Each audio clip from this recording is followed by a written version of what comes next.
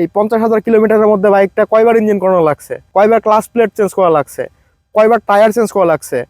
শুধু বাইকের সমস্যার মধ্যে একটাই সমস্যা, আমার প্রথম ট্যুরে আমার প্রচুর এই কবজিতে ব্যথা হয়।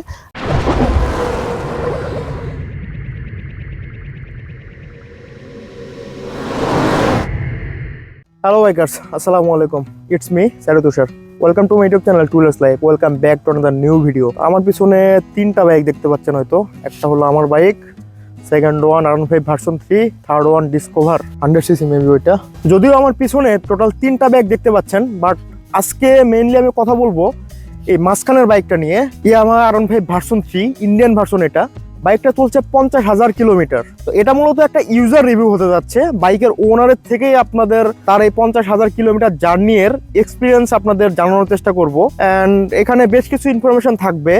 তো যারা ইউজড R15 ভার্সন 3 নিতে যাচ্ছেন, বা এখন নতুনও অ্যাভেলেবল আছে, তবে খুব বেশি দিন অ্যাভেলেবল থাকবে না নতুন R15 ভার্সন 3, তো এই বাইকটা যারা নিতে যাচ্ছেন লং রানে, এই বাইকটা কেমন পারফর্ম করে, কি কি প্যারা দেয়, এই 50,000 কিলোমিটারের মধ্যে বাইকটা কয়বার ইঞ্জিন করানো লাগছে, কয়বার ক্লাচ প্লেট চেঞ্জ করা লাগছে, কয়বার টায়ার চেঞ্জ করা লাগছে, বা খুব বেশি প্যারা দেয় এরকম মানে কোনো বিষয় আদি আছে কিনা, সেই বিষয়ে জানানোর চেষ্টা করব একদম ডিরেক্ট ওনারের থেকে।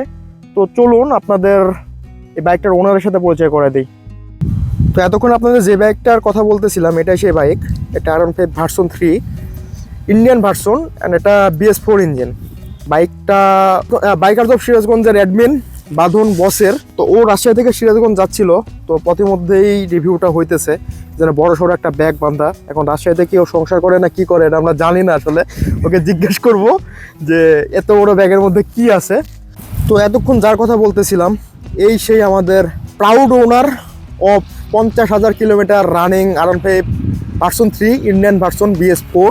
তো ভাই আপনি বলেন এখন আপনার বাইকটা সম্পর্কে, আপনি স্যাটিসফাইড কিনা, বা 50,000 কিলোমিটারে কেমন প্যারা দিছে আপনাকে বাইক, বা আপনি ফার্স্ট থেকে প্যারামুক্তভাবে চালাতে পারতেছেন কিনা, বা এই সমস্ত বিষয়াদি বলেন। তারপরে আমারও কিছু কোশ্চেন আছে, সেগুলো করব। আপনি আগে আপনার বাইক সম্পর্কে ভালো দিক খারাপ দিক এগুলো একটু বলেন শুনি। আমি আমার এই বাইক নিয়ে 100% স্যাটিসফাইড। এই 50,000 কিলোমিটারে আমার বাইক 1 মিনিট কি 2 মিনিট 1 মিনিট 1 সেকেন্ডের জন্য কোনো প্যারা আমি খাই নাই বাইক নিয়ে। না কোনো ইঞ্জিনে প্যারা দিচ্ছে, না টায়ার, না ব্রেকিং। শুধু বাইকের সমস্যার মধ্যে একটাই সমস্যা, আমার প্রথম ট্যুরে আমার প্রচুর এই কবজিতে ব্যথা হয় আর হেডলাইটের আলো কম। এছাড়া আমার এই বাইকে পর্যন্ত আমি কোনো সমস্যা ফেস করি না। আপনি লং কত কিলোমিটার পর্যন্ত চালাইছেন এখন পর্যন্ত, যে একটানা এত কিলোমিটার চালাইছেন, বা ব্যাক পেইনের ব্যাপারটা একটু যদি শেয়ার করতেন। আমি যখন প্রথমবার সাজেক যাই, এই কবজির ব্যথা আর ব্যাক পেইনের জন্য আমি ওঠার সময় উঠছি, সাজেক গেছি, আর ফেরার সময় আমি বেশ কিছুক্ষণই আর বাইক চালাই নাই। আমি একদম বান্দরবন এসে আবার বাইক চালাইছি। ব্যথা করতেছিল হাতে, যেহেতু প্রথমবার স্পোর্টস বাইক নিয়ে সাজেক গেছি। ওই একটু প্রথম অভ্যস্ত ছিলাম না, সমস্যা ছিল। এরপর থেকে আমার আর কখনোই কোনো সমস্যা হয় নাই। আমি যতবারই পাহাড়ে গেছি কি শহরে চালাইছি, কখনোই কোনো সমস্যা হয়নি। আর তো বাইকটা প্যারা না দিলে তো আপনাকে খুব আনন্দে রাখছে, কি বিষয় দিয়ে আপনাকে আনন্দে রাখছে একটু বলেন শুনি। কি কি সুবিধা পান বাইকটা চালায়া? বাইকটা চালাইতে একটা ভাব আসে। আমি শুধু রেগুলার মেনটেনেন্স যেটুকু সেইটুকুই করছি, এটুকুই। এর বাইরে যে কোনো প্যারা দেওয়া, ইঞ্জিনের কোনো সমস্যা, টায়ারের সমস্যা, আমার সব এখনো পুরা বাইক স্টক। না একটা কোনো পার্টসও চেঞ্জ করতে হয় না। হ্যাঁ, শুধু যেগুলো রেগুলার মেনটেনেন্স পার্টস থাকে, change sprocket, brake pad, engine oil filter, air filter, এগুলো শুধু চেঞ্জ করছি। ও প্লাগ চেঞ্জ করছি, এই। এছাড়া আমার সেরকম কিছু চেঞ্জ করতে হয় নাই। পিকআপ কেবল, ক্লাস কেবল কয়বার করে চেঞ্জ করছেন এখন পর্যন্ত? 2 বার করে চেঞ্জ করছি। 2 বার করে দুইটাই 2 বার করে চেঞ্জ করছি। আর ডিস্কের কথা বললে, ডিস্কও এখন আমার স্টক, ডিস্ক স্টক, ওটাও কিছু করতে হয় নাই, যেরকম আছে দেখলে বুঝতে পারবেন। আচ্ছা, আমার আশেপাশে যে ভাই বাজার আছে তাদের থেকে আমি একটা বিষয় জানতে পারছি যে এই R15 ভার্সন 3 নাকি রেডিয়েটরে খুব বেশি ঘন ঘন সমস্যা হয়। তো আপনার ক্ষেত্রে কি হয়েছে? আমার সেরকম সমস্যা হয় নাই, তবে কিছু ক্ষেত্রে অনেকের সমস্যা হয়। তার কারণ হচ্ছে অনেকে রেডিয়েটর গার্ড ইউজ করে না। তারপরেও কিছু সস্তা রেডিয়েটর গার্ড পাওয়া যায়, যেগুলো একদম রেডিয়েটরের সাথে বডিতে টাচ হয়ে থাকে, ছোট সাইজের গুলা। ওইগুলো লাগাইলে মানে নেটের জালিও থাকে না, এমনি রেডিয়েটরে টাচ হয়ে থাকলে ওই ঝাঁকিতে রেডিয়েটরের যে চিকন পাইপ থাকে ওখানে ঘষা লেগে ফুটা হয়ে যায়, সেক্ষেত্রে রেডিয়েটর নষ্ট হয়। এছাড়া রেডিয়েটর নষ্ট হওয়ার কোনো কারণ নাই, মানে কোনো কারণ তো দেখি না। খুব ভালোভাবে যারা মেইনটেনেন্স করতে পারে না, বা এই বিষয়গুলো আপনি যেগুলো বললেন এগুলো খেয়াল রাখে না, তাদের বাইকে মূলত সমস্যাটা হয়। হ্যাঁ, আমিও ম্যাক্সিমাম এরকমই দেখছি, যাদের সমস্যা হয়েছে হয় দেখছি রেডিয়েটর গার্ডের সমস্যা, না হলে গার্ড ইউজ করে না। আচ্ছা, এক্ষেত্রে সমস্যাগুলো হয়। ইঞ্জিনের কোনো পার্টস এখনো চেঞ্জ করা লাগছে কিনা? না, ইঞ্জিনের কোনো পার্টস চেঞ্জ করতে হয় না, শুধু ইঞ্জিন খুলিও নাই, একবার শুধু খুলে ইঞ্জিন অয়েল স্টেইনারটা চেঞ্জ করতে পরিষ্কার করা, এইটাই। আর এছাড়া কিছু এছাড়া না। ক্লাস প্লেট কয়বার চেঞ্জ করছেন? একবারও না, সব স্টক। শুধু বাইকে ক্ষতির ভিতরে একটাই, এখানে একটা বাইক এসে পড়ছিল সেই জন্য এটা ফাটা, এছাড়া আমার বাইকে কোনো সমস্যা হয় নাই এখন। আচ্ছা, বাইকটার মাইলেজ কেমন পান আপনি? বাইকটা মাইলেজ হাইওয়েতে 55, হাইওয়েতে 55, আর যদি সিটিতে যান 47 থেকে 50 এর মধ্যেই থাকে। হ্যাঁ, তবে ঢাকার ভিতরে গেলে শুধু সেখানে চেঞ্জ হয়, সেখানে মাঝে মাঝে আমি 40 পাইছি। মাইলেজ কত আসছে? সর্বনিম্ন আমি 40 পাইছি। 40 এর নিচে কখনো নামে নাই? কখনোই পাইনি। ব্রেকিং পারফরম্যান্স কেমন? আমি সন্তুষ্ট, যেহেতু আমার এখনো কোনো দুর্ঘটনা হয় নাই, অতএব এর থেকে ভালো তো আর আমার দরকার নাই। আচ্ছা, বাইকটা যেহেতু 50,000 কিলোমিটার আপনার ইঞ্জিনে কোনো কাজ করানো লাগে না, তো সেটার সাথে সাথে একটা কোশ্চেন চলে আসে যে আপনি ইঞ্জিন অয়েল কোনটা ইউজ করতেন অ্যান্ড কত কিলোমিটার পর পরে ইঞ্জিন অয়েল ড্রেন দেন, এই বিষয়ে যদি বলতেন। আমি 50,000 কিলোমিটারে বেশ কয়েকটা ইঞ্জিন অয়েল ব্র্যান্ড চেঞ্জ করছি। প্রথমে আমি বাইক কিনা প্রথম থেকে আমি মতুল ইউজ করি, সর্বপ্রথম মতুল মিনারেল ইউজ করতাম, বেশ ভালো পাই। আমি কখনোই মিনারেলও আমি 1500 নিচে ইঞ্জিন অয়েল ড্রেন দিই নাই, মিনিমাম 1500 করে চালাইছি। এরপর আমি মতুলেরই 300 ইউজ করি বেশ অনেক দিন, প্রায় 3500 করে আমি ইউজ করতাম। হঠাৎ আমার ইঞ্জিন অয়েল কমে, আমি তো প্রতিবার মাপি না, একবার মাপতে নিয়ে দেখি ইঞ্জিন অয়েল কমছে। এটা মতুল মানে ইঞ্জিন অয়েল কমতেছে, এটা কত হাজার কিলোমিটারে? এটা আমার ইঞ্জিন অয়েল কমা শুরু করছিল 25 থেকে 26,000 দিকে। 25 থেকে 26,000। তারপরে আমি ব্র্যান্ড চেঞ্জ করলাম। 700 নাকি 300V, যেটা স্বভাবতই একটু কমে। পরে আমি সবার কাছে শুনে যেটা বুঝলাম মতুল 300V একটু কমে। আচ্ছা আচ্ছা। এরপরে আমি শিফট হই ইয়ামালুবে। মাঝখানে একবার আমি মোবিল অন ইউজ করছি, সেটার পারফরম্যান্স ভালো ছিল। তারপর থেকে আমি মোটামুটি ইয়ামালু RS4 GP যেটা ইউজ করি, ওইটাই এখন ইউজ করতেছি। 4,500, 5,000 প্রতিবারই ওইভাবে ইউজ করি। আমি একবার এক্সপেরিমেন্ট করতে আমি 6,000 কিলো ইউজ করছি, ওইবার ইঞ্জিন অয়েল আমার 300 গ্রাম কম বেরোয়েছে। RS4 GP দেওয়া আছে এখনো, কিন্তু এখন গতবার ড্রেনে চেক করছি তাও কমে নাই, মানে একটু 50 গ্রাম কমছে, 50-70 গ্রাম এরকম। ফুল সিনথেটিকে এটুকু কমেই, এটা স্বাভাবিক। তো টায়ার দেখতেছি, টায়ারের অবস্থা খুবই খারাপ। টায়ার কি একবারও চেঞ্জ করা না? একবারও চেঞ্জ করা না। এইটাই মানে এটা কি শপথ নিয়ে চালাইতেছেন নাকি? যে না, আমার ইচ্ছা আছে একটু এটা MotoGP বানাবো, একদম প্লেন বানাবো। MotoGP বানাবেন, প্লেন বানাবেন না? তবে এই অবস্থায় আমার বাইক কোনোদিনও স্কিড করে নাই, বা আমি কোথাও যে দেখেন বাইকে কোথাও কোনো দাগ নাই। ইভেন এখানে জাস্ট বাইক তুলতে যা দাগ হয়, এখানেও কোনো আমার দাগ নাই। একবারও বাইকটা আমার হাত থেকে পরেও নাই। আপনি টপ স্পিড কত পাইছেন এখন পর্যন্ত এই বাইকে? এখন পর্যন্ত আমি টপ স্পিড পাইছি 159, কিন্তু আমার কাছে ভিডিও আছে 153-54 এরকমের ভিডিও আছে, মানে ছবি আছে 57 মেবি। আপনি তো ক্যামেরা ইউজ করেন না? আমি ক্যামেরা ইউজ করি, আমি লাদাখেও ঘুরে আসি। আমার ভিডিওটা একটা ভিডিওই ঝামেলা লাগে, আমি প্রকৃতি দেখবো এই। আচ্ছা আচ্ছা, এটা খুবই ভালো। তো ব্লগার কি আপনি অ্যাভয়েড করে চলেন, যা বুঝতেছি? না, আমি ব্লগিং কে অ্যাভয়েড করে চলেন? আপনাদের সাথে ঘুরি না। আচ্ছা আচ্ছা আচ্ছা। তো লাদাখ ঘুরে আসেন, তারপরে ক্যামেরা ইউজ করেন না, এই কারণে হয়তো 159 এর ইয়েও নাই। না, লাদাখেও আমরা তো ওই যে তো এখানে আমি একটা ফুটেজ দেখাই দেবো। আমরা যে টাঙ্গাইল গেছিলাম, ওইটার একটা ফুটেজ। আমি প্রায় 148-49 টানতেছিলাম বাদন বস এই টায়ার নিয়ে। হ্যান্ড এই বাইকটা তখন মনে হয় কত কিলোমিটার ছিল? তখন মেবি 47,000 ছিল। 47,000। ওই অবস্থাতে কেমন পারফরমেন্স ছিল সেটা আপনারা দেখতে পারবেন। আরেকটা বিষয় দেখতে পারবেন যে 153-54 বাইক লাভার ব্যাচেলর লামের একটা ভিডিওতে মনে হয় ও GPX নিয়ে 53-54 টানছিল না? GPX এর 158 ছিল, আমি তারা গেছিলাম। হ্যাঁ, আপনি ওটা 158 ছিল? মিটার হিরো থাকে না? আচ্ছা, মিটার হিরো আছে। আমি আমার সেই তারপরও আমাকে দিয়ে টপ স্পিড তুলছে, স্লিপ স্টিং করে, এরকম কিছু নাকি?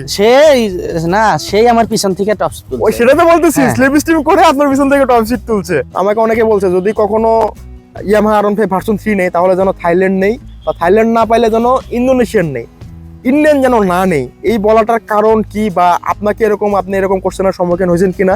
বাইকের মধ্যে অবশ্যই কারণ আছে, এটার পার্থক্য আছে, কারণ অবশ্যই আছে। যেমন ইন্ডিয়ানের বিল কোয়ালিটি ওদের থেকে একটু দুর্বল। হ্যাঁ, যেমন যদি আমারটা পরে নাই সেজন্য বুঝি না, কিন্তু আমার সাথে অনেক ইউজার আছে যাদের অনেকেরই কালার উঠে গেছে। আমার দেখেন পুরো বাইকে এখনো কালার ওঠে নাই। এটা ভালোভাবে মেইনটেনেন্সের কারণে হয়তো। তারপরে কপাল লাগে না? কপাল লাগে অবশ্যই। আচ্ছা আচ্ছা, হয়তো ভাগ্যে ছিল জন্যই কিছু হয় না এরকম। আচ্ছা, তারপরে এটা বিল্ড কোয়ালিটি খারাপ বলতেছেন আপনি, যে বাইকটা কখনো পড়ে গেলে ক্ষতিটা বেশি হয়। তারপরেও ইঞ্জিনও কিছুটা দুর্বল হয় ইন্ডিয়ানের। যেমন আমারটাতেই হালকা সাউন্ড আছে, ট্যাপিডের সাউন্ড থাকে, যেটা ইন্দোনেশিয়ানে সবসময় আচ্ছা, ইঞ্জিনের সাউন্ডটা একটু পরে আমি শুনবো। এছাড়া আর কি কি ডিফারেন্স দেখতেছেন আপনি যে এছাড়া এই যে ইন্দোনেশিয়ান বা থাইল্যান্ডের সাথে? ইউএসডি সাসপেনশন কি? আমার তো মনে হয় যে আমার এই সাসপেনশনই ভালো লাগে। এটাই ভালো লাগে বাংলাদেশের রাস্তার জন্য, এটাই ভালো। যেমন যে কোনো বাম্পি রাস্তায় যেখান দিয়ে আসলাম, হ্যাঁ, এই বাম্পি রাস্তায় এই সাসপেনশনই ভালো ফিডব্যাক দেয়। আর একটা কথা, আমি সবসময় এই অয়েল সিল চেঞ্জ করার পরে অয়েল সিলের যে কি সাসপেনশন অয়েলের এক মুখা করে কম দেয়, এই জন্য আমার সাসপেনশন আর একটু সফট থাকে।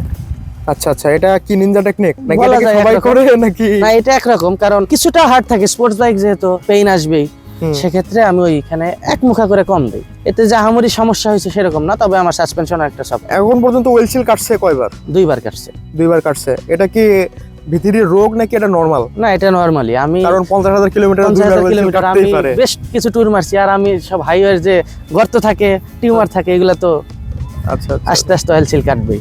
এখন R15 ভার্সন 3 আর খুব বেশি দিন মার্কেটে হয়তো নতুন পাবো না আমরা, কারণ এরপর আরো 6 মাস 4 মাস এরকম, এরপর আরো 2টা ভার্সন চলে আসছে। তো এই বাইকটা কিন্তু যারা এখন নিবে, অনেকের পছন্দের বাইক, তারা কিন্তু ইউজড বাইক হিসেবেই বাইকটা নিবে বা নেওয়ার চেষ্টা করবে।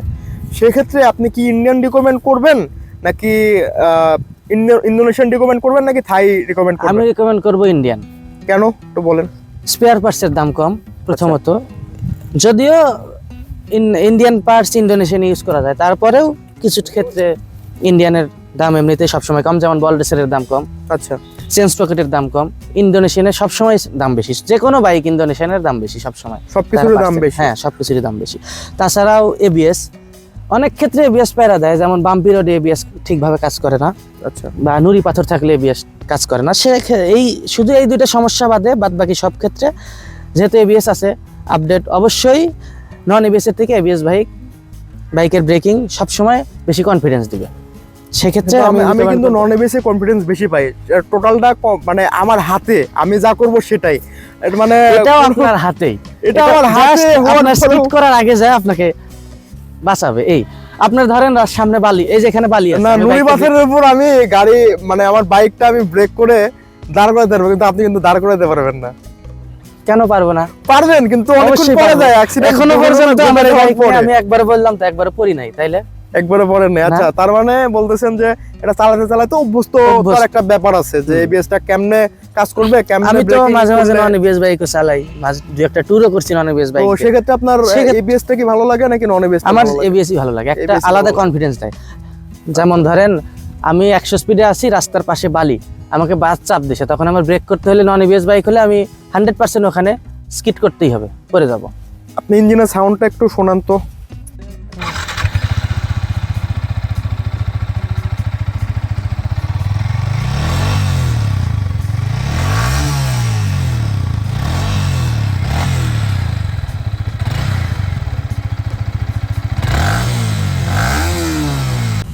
বর্তমানে সাউন্ডের ট্যাপিটের সাউন্ড নাকি আসতেছে বলছিলেন? হালকা আসে, ওটা একদম কাছে কান দিলে বোঝা যায়, মানে অতটাও না, আমার অতটাও না। কিন্তু আর কিছু যেমন 50,000 কিলোমিটার চলছে এই বাইকের, কিছু নাট টাট লুজ আছে, এর থেকে হালকা ঝনঝনে সাউন্ড আসে, এই এছাড়া আর কোনো সেরকম সাউন্ড, এছাড়া কোনো সাউন্ড পান না।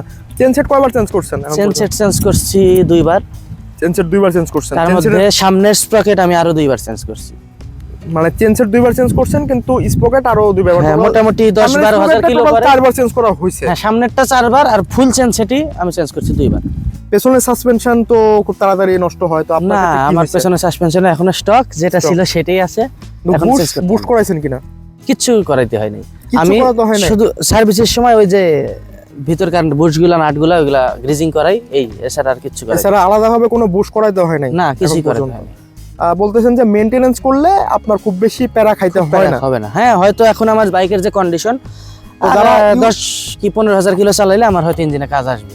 আমাকে খুব বেশি প্যারা দিচ্ছে এরকম কোনো বিষয়াদি আছে কিনা? না, সেরকম বিষয়াদি নাই, তবে আমি ব্রেক প্যাড চেঞ্জ করতে একবার নকল ব্রেক প্যাড পাইছিলাম, ওইটাই আমাকে প্যারা দিচ্ছে দেওয়ার ভিতরে। এই এছাড়া আমার প্যারা দিলে কি 50,000 কিলোমিটার পর্যন্ত চালাই বিক্রি করে দিতাম। ও আচ্ছা আচ্ছা, প্যারা দেয় না এই জন্য 50,000 কিলোমিটার চালাইছি। আরো চালাবো। এয়ার ফিল্টার আমি চেঞ্জই করছি একবার বহুত আগে, তারপরে আমি রেসিং এয়ার ফিল্টার লাগাই, ওইটাই আছে। আচ্ছা, রেসিং এয়ার ফিল্টার ওয়াশ করি আর ওইটাই ইউজ করি। ও আচ্ছা আচ্ছা, ওটা মানে লাইফ টাইম ওয়াশেবল যেটা, সেটা। আচ্ছা, ইঞ্জিনে কাজ করার নাই বুঝলাম, ট্যাপিটও কি ভাই একবারও হাত দেওয়ার প্রয়োজন হয় না? ট্যাপিট কি অ্যাডজাস্ট করছেন একবার? না, ট্যাপিট আমি অ্যাডজাস্ট করি নাই। মূলত ভাই, আপনি যারা করছেন নাকি আপনার ভাইকে? আমি কিছুই করি বলবো নাই, নাকি? বলতেছি আসলে কিছুই করি নাই। যাই এটা যে- জিগাই বলেন যে না করি নাই, এই যে না এগুলো করি যে নাই। করাই নাই, তারপরে যেমন না যে বাইকের কন্ডিশন খুব খারাপ সেরকম না, হ্যাঁ টুকটাক সার্ভিসিং দরকার আছে এখনো, সেই হিসাবে হয়তো একটু আচ্ছা, condition- সার্ভিসের কথায় যেহেতু আসলেন, সার্ভিস করাইতে কত টাকা লাগে আপনার এই প্রিমিয়াম বাইক? বাংলাদেশের প্রেক্ষাপটে তো এটা আমার প্রিমিয়াম যেহেতু বাইক কিছু বলতে হ্যাঁ, পারেন। আমার যেহেতু কোথাও কিছু চেঞ্জ করতে হয় না, সেক্ষেত্রে আমার 2000 টাকার ভিতরে হয়ে যায়, ইঞ্জিন অয়েল বাদ দিয়ে। ইঞ্জিন অয়েল যদি চেঞ্জ করি সেক্ষেত্রে আমার 2000 টাকা, মাস্টার সার্ভিসে 2000 টাকা লাগে। হ্যাঁ ওইটাই, তাছাড়া আচ্ছা, আর যদি যা যেহেতু- কিছু চেঞ্জ করি সেগুলো বুঝতে পারছি। এমনিতে সার্ভিস চার্জ 2000 টাকা। 2000 টাকা। আচ্ছা, এখন যেহেতু এটা স্পোর্টস বাইক, তো স্পোর্টস বাইক হিসেবে আপনার গ্রাউন্ড ক্লিয়ারেন্স আপনাকে কখনো প্যারা দেয় কিনা? এই ভাঙাচোরা রাস্তায় বা স্পিড ব্রেকার, বড় সড়ো স্পিড ব্রেকার আমাদের বাংলাদেশের রাস্তায় দেখা যায়, সেই বিষয়গুলো আপনাকে প্যারা দেয় কিনা, বা কখনো বেলি প্যান ভাঙছে কিনা, বা কোনো ক্ষয়ক্ষতি হয়েছে কিনা আপনার এই গ্রাউন্ড ক্লিয়ারেন্সের জন্য? গ্রাউন্ড ক্লিয়ারেন্স এই বাইকের যথেষ্ট ভালো। তারপরেও পিছনে ভারী পিলিয়ন থাকলে বড় কোনো স্পিড ব্রেকার পেলে হালকা নিচে লাগে। সিঙ্গেলে কখনো বাধে সিঙ্গেলে না? কখনো আমার বাধা নাই, তবে আমি পিলিয়ন নিয়ে নিচে হালকা দুই একবার আমি ঘষা খাইছি। তবে এমন না যে যারা বড় আন্ডারবেলি লাগায় তাদের ক্ষেত্রে হয়তো সেটা ভাঙে কি লাগে, মানে তাছাড়া আফটার মার্কেট আন্ডারবেলি লাগাইলে ওটাই ঘষা খায়, কিন্তু আচ্ছা। এটাতে ঘষা খায় একদম অল্প, হঠাৎ দু একবার ঘষা, খুব বড় speed আফটার breaker মার্কেট পেলে। যে বড় বেলি প্যান গুলো আছে, এগুলো লাগালে আপনার বেশি সমস্যা হয়। বেশি সমস্যা, স্টকে খুব বেশি সমস্যা স্টকে হয় কোনো না। সমস্যা নেই। স্টকে সমস্যা হয় পিলিয়ন নিলে, যদি পিলিয়ন ভারী নিলে, হয়। ভারী পিলিয়ন নিলে। তো আপনার পিলিয়নের কথাও যেহেতু আসলেন, পিলিয়নের কমফোর্ট কেমন আপনার এই আরো নাই, এই পিলিয়ন সিটের কমফোর্ট নাই বললেই চলে, স্পোর্টস বাইকের সবগুলোই সেম। স্পোর্টস বাইক তো স্পোর্টস বাইকই, এটাতে পিলিয়ন কমফোর্ট চাওয়া যাবে না। এই কমফোর্টটা তারপরও খুব কম। বাংলাদেশের প্রেক্ষাপটে আমি জিজ্ঞেস করলাম যে- সেই হিসাবে পিলিয়ন কমফোর্ট আপনার বাইকের মতো না, তবে আছে কিছুটা, GSX এর থেকে ভালো। GSX এর তুলনায় হ্যাঁ, ভালো। ওরা তো ছোট সিট না, তো সেই হিসাবে একটু ভালো আছে। আর আপনার রাইডিং সিটের কমফোর্ট কেমন? নাই, সেরকম নাই, সেরকম নাই। না। তবে তবে এটা এভারেজ অভ্যাস- বলতে হ্যাঁ, পারেন, খুব বেশি ভালো average, বলবেন খুব না, বেশি খুব ভালো বেশি না, খারাপও খারাপ না। বলবেন না। এখন স্পোর্টস বাইকে তো সিট পিলিয়ন সিট দুটাই একই অবস্থা। একই অবস্থা। আচ্ছা, তো কিছু বলার আছে আমার ভিউয়ার্সদের উদ্দেশ্যে? কি বলার আছে? মানে ভিতরি সম্পর্কে কিছু বলার আছে কিনা, যে আপনারা আমার ভিউয়ার্সরা এটা কি নেওয়া কি ঠিক হবে কিনা, বা 3 লক্ষ টাকা এখন যে দামটা চলতেছে ইউজ বাইক হিসেবে, সেই দামে কি বাইকটা নেওয়া উচিত হবে কিনা? বা সেই higher বাইকে CC এখন আসতেছে। বাজারে যেহেতু অন্য কোনো সেরকম বাইক নাই, হ্যাঁ। আছে সুজুকি জিক্সার SF আছে, হুম, বা এই দামের নতুন বাইক নাই বললেই চলে সেরকম, সেই হিসাবে ইউজ আর বাইক আমরা হিসেবে ভিতরে নেওয়া বাইকটা ভালো। নেওয়া যায়। হ্যাঁ, এই বাইকটাই নেওয়া ভালো। আমরা কিন্তু ইটের ভাটাতে আছি, আর এটা হলো আমাদের বড় ভাই মামুন ভাইয়ের ইটের ভাটা। তো আপনাদের কারো যদি ইট লাগে, সেটাও আমাদের কমেন্টে জানাতে পারেন, আমরা আপনাদের ইটও বাংলাদেশের যে কোনো স্থানে পৌঁছানোর ব্যবস্থা করব।